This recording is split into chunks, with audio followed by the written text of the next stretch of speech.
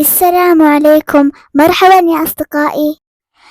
رحنا أنا وماما ودعاء وصحباتها مكان جديد. عرفتوا إيش المكان؟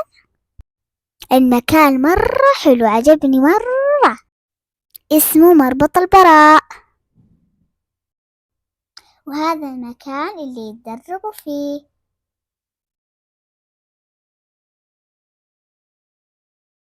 وهنا في حضانة للأطفال.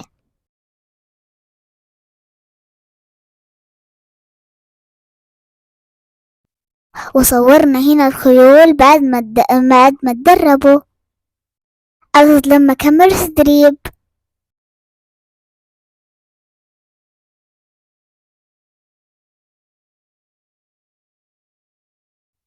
وفي عندهم كافيه كمان. وهنا سووا تحديات وفعاليات وصورونا.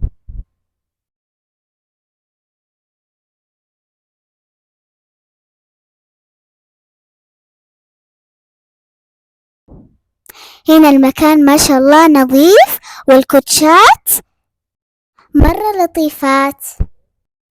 وإن شاء الله نزوره مرة ثانية. وإن شاء الله عجبكم الفيلم، ما تنسوا من اللايك والمتابعة.